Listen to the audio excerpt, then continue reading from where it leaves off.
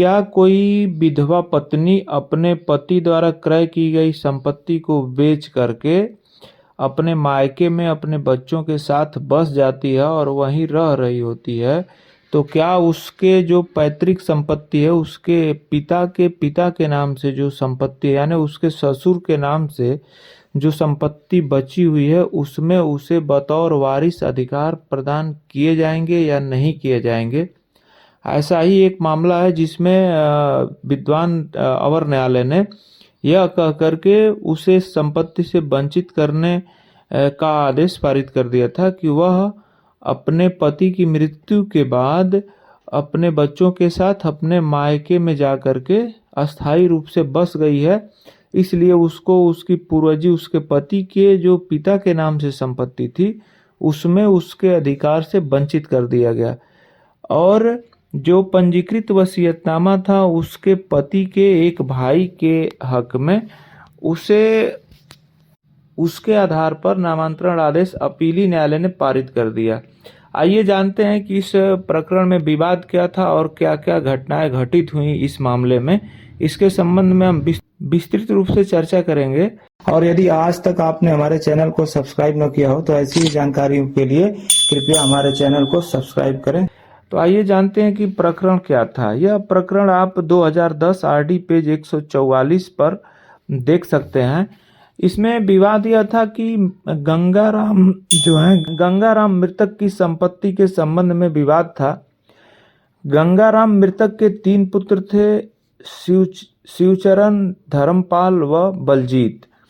इन 3 पुत्रों के नाम से जो है उनके 3 पुत्र थे और इन 3 पुत्रों में से बलजीत की मृत्यु हो गई थी।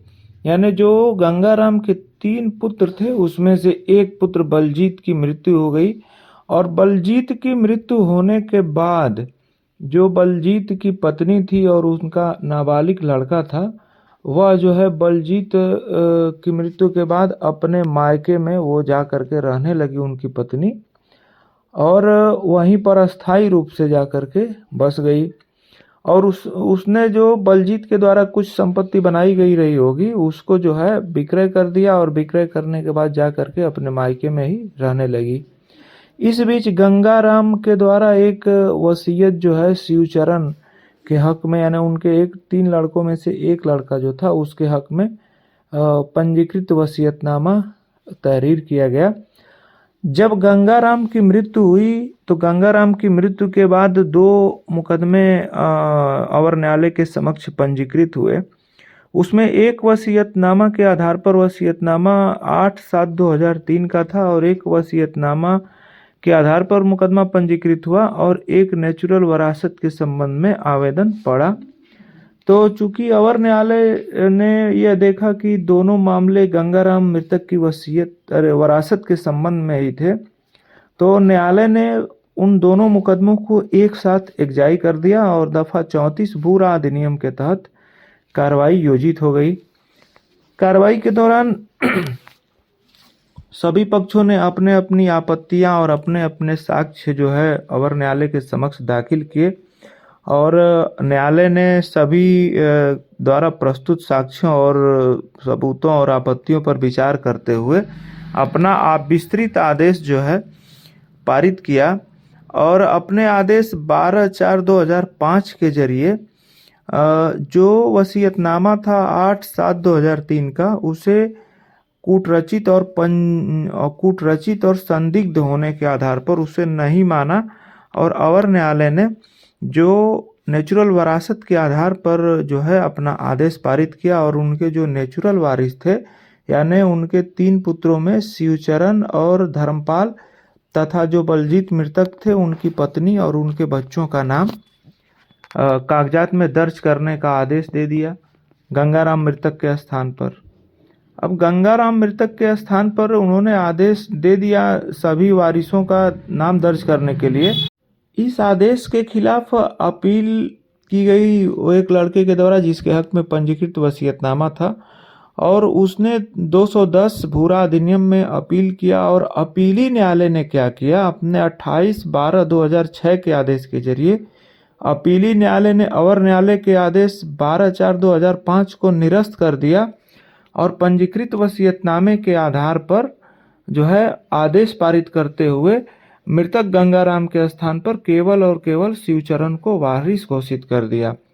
और अपीली न्यायालय ने अपने आदेश में ये कहा कि यद्यपि पुनर्विवाह के प्रमाणिक साक्ष्य पत्रावली पर उपलब्ध नहीं है, लेकिन बिल्कुल स्वाभाविक है कि कोई भी विधवा पत्नी अपने मृतक पति से मिली संपत्ति को बेचकर यदि चली जाती है और अस्थायी रूप से अपने मायके अथवा कहीं और रह जाती है तो वह अपने ससुर से बची हुई संपत्ति में हकदार नहीं होगी।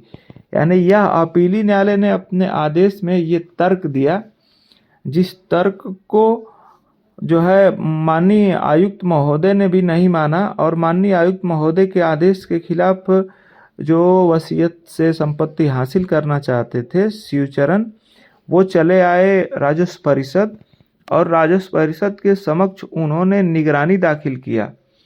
लेकिन राजस्व परिषद ने भी अवर न्यायालय के इस फैसले को, जो अवर न्यायालय अपीली न्यायालय था, अपीली न्यायालय के फैसले को पूर्णतया गलत माना और ये कहा कि अगर वो जो उसकी पत्नी है अपने पति के द्वारा अर्जित संपत्ति को अगर बेच करके अपने वहाँ चली जाती है मायके, तो वह ससुर की संपत्ति से बेदखल नहीं की जा सकती है, यानी उसका अधिकार उससे समाप्त नहीं होगा।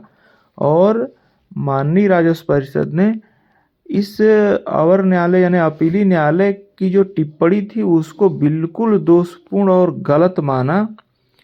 और जो तहसीलदार ने नेचुरल वरासत का आदेश पारित किया था कि मृतक गंगाराम के जो तीन पुत्र हैं उनका नाम दर्ज करने का, यानी 3 पुत्रों में 2 पुत्र जिंदा थे और 1 पुत्र मृतक थे, तो उनके जो लीगल एयर्स थे उनका नाम दर्ज करने का जो आदेश पारित किया गया था, उस आदेश को माननीय राजस्व परिषद ने सही माना और जो है जो निगरानी दाखिल की गई थी शिवचरण के द्वारा, उस निगरानी को जो है निरस्त कर दिया। तो इसमें यह है कि अगर कोई विधवा है, अगर वो अपने पति की मृत्यु के बाद अगर चली भी जाती है अपने मायके, तो उसका अधिकार उसके ससुर की संपत्ति यानी उसके पति की जो पैतृक संपत्ति है उससे समाप्त नहीं हो जाता है, भले ही वो जा करके अपने मायके में अस्थायी रूप से बस जाए। और ये जानकारी आपको कैसी लगी ये कमेंट बॉक्स में ज़रूर बताएं। और यदि आपने हमारे चैनल को सब्सक्राइब ना किया हो तो कृपया इसे सब्सक्राइब करें, ऐसी जानकारियाँ आपको प्राप्त होती रहें। धन्यवाद।